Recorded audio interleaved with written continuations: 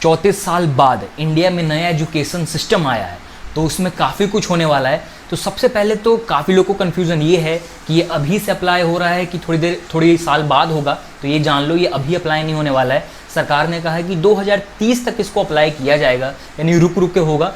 थोड़ा टाइम लगेगा लेकिन होगा ज़रूर। कुछ चीज़ें होंगी जो अभी इंट्रोड्यूस हो जाएंगी, लेकिन कुछ चीज़ें होंगी जो 2030 तक होंगी। कुछ लोगों को ये भी कन्फ्यूज़न है कि ये केवल CBSE के लिए है, ICSE के लिए है, या यूपी बोर्ड, बिहार बोर्ड, किसके लिए है। ये ऑल ओवर इंडिया के लिए है, क्योंकि किसी बोर्ड ने ये आके नहीं कहा है कि हम ये फेरबदल कर रहे हैं। ये हमारे HRD मिनिस्टर ने कहा है। प्रॉपर एक कॉन्फ्रेंस हुआ था जिसमें प्रॉपर तरीके से एक प्रेस रिलीज़ निकाली गई है, तब इस चीज़ को सामने रखा गया है। तो क्लास 11th में जब बच्चे होते हैं तो वो लोग कहते हैं मैं +1 में हूँ, या क्लास 12 में होते हैं तो कहते हैं मैं +2 में हूँ। तो उस चीज़ को हटा दिया गया है।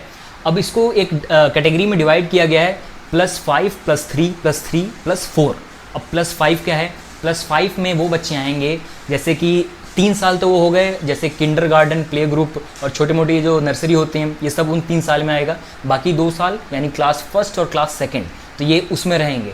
और उनके लिए सबसे अच्छी बात ये होने वाली है कि उनके लिए कोई एग्ज़ाम नहीं होगा, कोई किताबें नहीं होंगी, बेसिक चीज़ों से स्टार्ट किया जाएगा। फिर बारी आती है +3 की।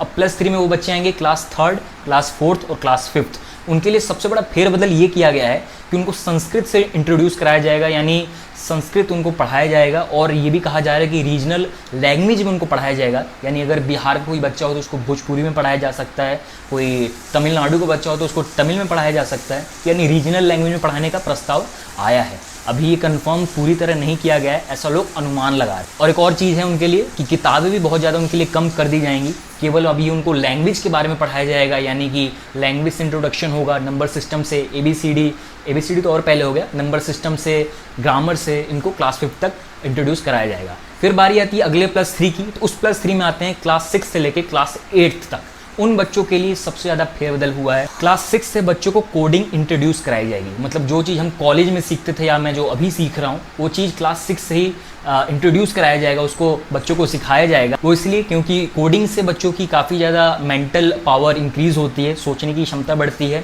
कैलकुलेशंस बेटर होते हैं। तो इस चीज़ के लिए कोडिंग यहाँ पर इंट्रोड्यूस की जा रही है। और साथ ही साथ एक मेजर यहाँ पर एक डिसीजन ये लिया गया है कि जो रट्टाफिकेशन होता था, यानी जो हम किताब का लाइन बाय लाइन लिख के आते थे एग्ज़ाम में, उस चीज़ को हटा दिया गया है। बच्चा कितना जानता है, उसके पास कितनी नॉलेज है, उसके हिसाब से नंबर मिलने वाले हैं और बच्चे को भी वैसे ही लिखना होगा।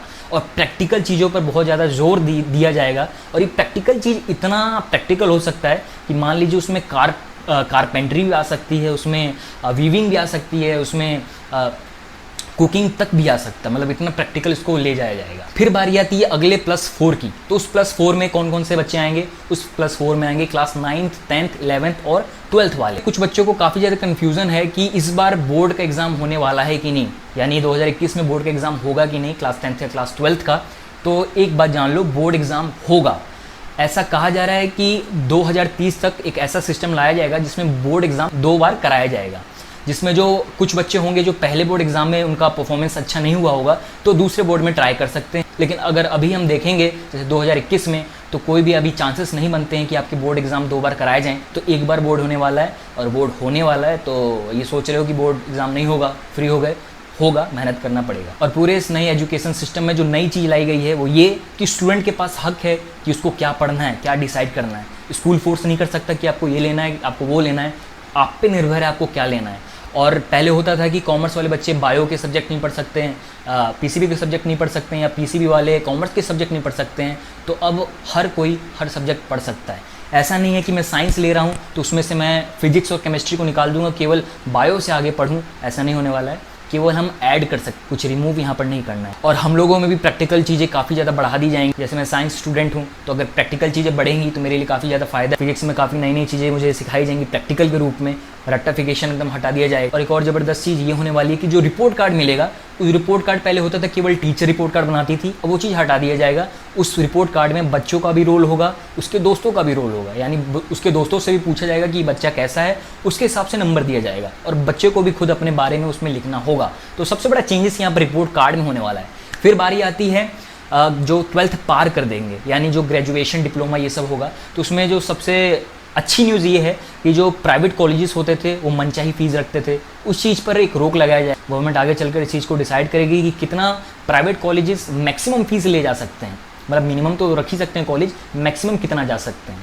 तो ये चीज़ रोक लगने वाला है, जो मनचाही लोग फीस डिसाइड करते थे, तो यहाँ पर एक फ़ायदा होगा बच्चों के लिए। उसके बाद उन लोगों को कुछ फंड मिलने वाला है, जैसे कुछ रिसर्च करने के लिए पहले फंड केवल साइंस को दिया जाता था, अब ना ही केवल साइंस के साथ सोशल साइंस और इकोनॉमिक्स, इन सब को भी अब फंडिंग मिले। और एक और सबसे बड़ा फेरबदल ये हुआ है कि मान लीजिए हम लोग कोई ग्रेजुएशन कर रहे हैं जो कि 4 साल की है, उस 4 साल में हमने पहला साल पढ़ा और कुछ किसी भी कारण से हमको बीच में छोड़ना पड़ा, तो अगर हम अगली बार फिर ज्वाइन करेंगे तो हमको शुरुआत से करना पड़ता। लेकिन अब ये नहीं होने वाला है, अगर हमने तीसरे साल के बीच में छोड़ दिया तो हमको चौथे साल से ही ज्वाइन मिलेगा। ऐसा नहीं है कि पहले साल से मिलेगा, यानी कभी भी ड्रॉप करो आपको उसी समय से मिल जाएगा। तो आशा करता हूँ ये वाली वीडियो पसंद आई होगी। नए आए हो पता है मुझको, सब्सक्राइब करो, यहाँ पर लाल कलर का बटन होगा, बेल आइकन दबा के जाना और ये लाइक वाला दबा के जाना।